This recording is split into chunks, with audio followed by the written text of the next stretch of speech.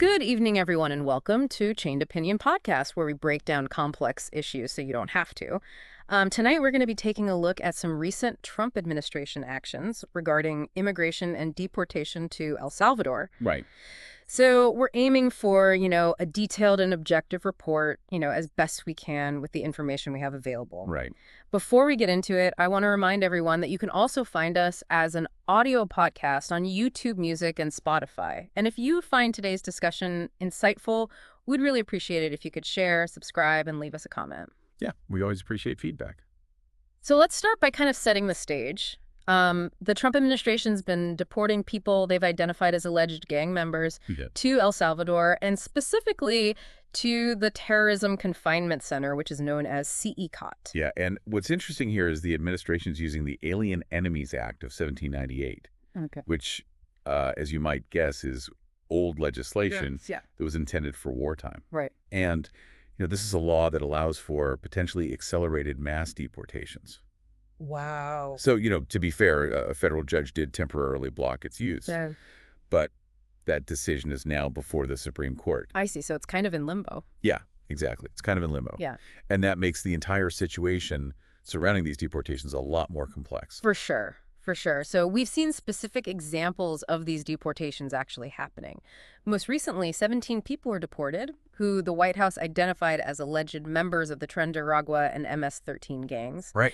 And they were described as violent criminals by the White House. Yeah, and we do have a little bit more detail about these 17 people. Apparently, some of them had criminal records. Okay. Or were facing charges for serious crimes.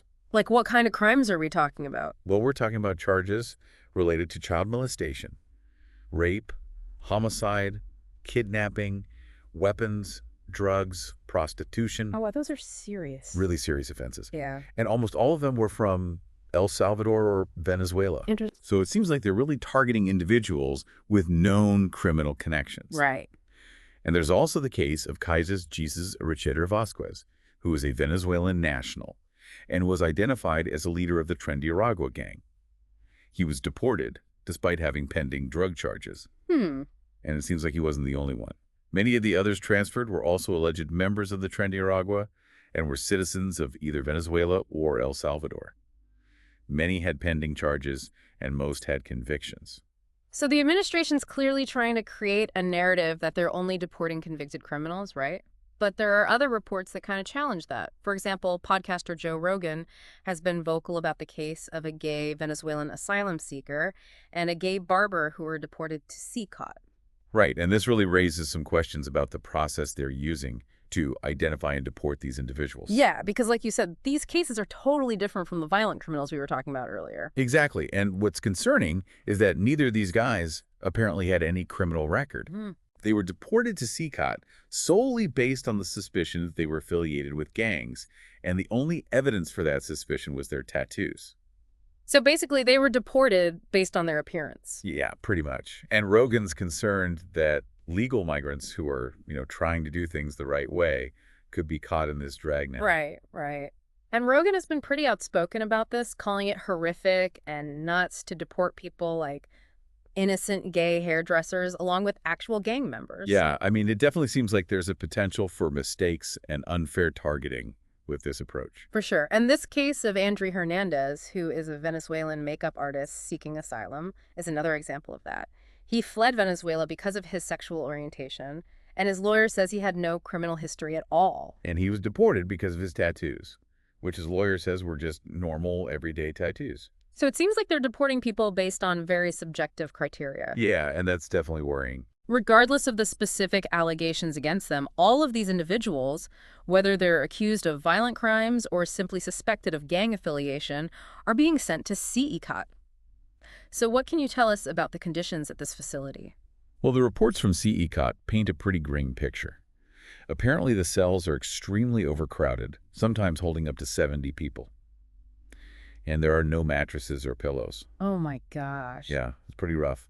The inmates are only allowed out of their cells for about 30 minutes a day for chained indoor exercise.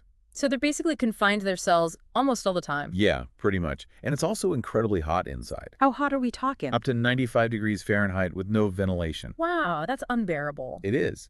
And because of these conditions, critics have described CECOT as a black hole of human rights and a hellhole. That's pretty disturbing. It is. And when prisoners arrive, their heads are shaved, and they're given standard white T-shirts and shorts. So it's a very dehumanizing environment. Yeah, you could say that. But this picture of CECOT contrasts sharply with what Homeland Security Secretary Kristi Noem said about the facility, right? Yeah, she actually visited CECOT. Okay. And she said that the prison was a fitting consequence for terrorists and a deterrent to crime. So she's basically defending the conditions there. Yeah, she even said that she wanted to explore getting more space in the facility for U.S. inmates. Wow. And President Bukele of El Salvador apparently agreed to take more of what Noam called the worst of the worst.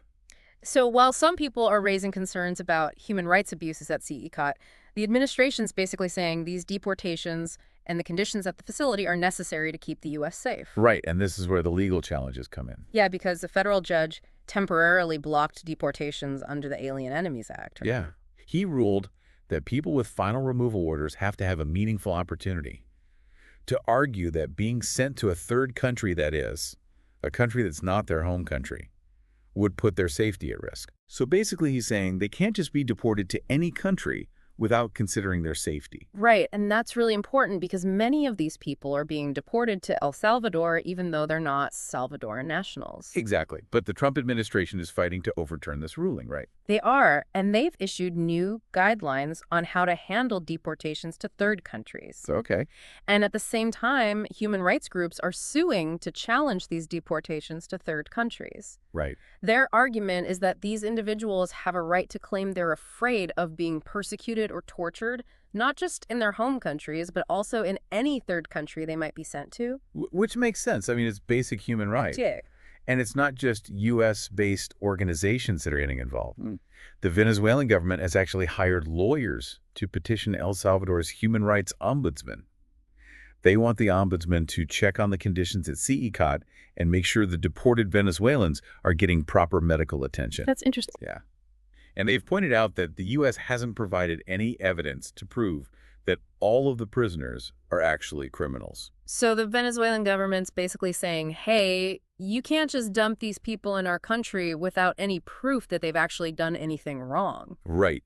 And this whole situation is even more complicated because a federal judge also recently stopped the Trump administration from ending temporary legal protections for Venezuelans living in the U.S. So there are a lot of moving parts here. Yeah, for sure. It seems like the Trump administration wants to deport the people they call violent criminals to protect the U.S. Right.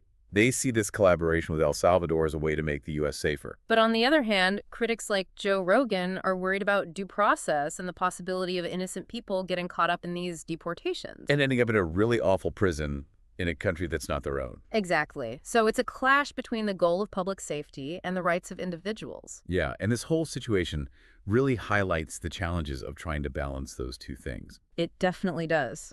So what are some of the key takeaways from all of this? Well, I think it makes us think about some fundamental questions about how we enforce immigration laws in a democracy.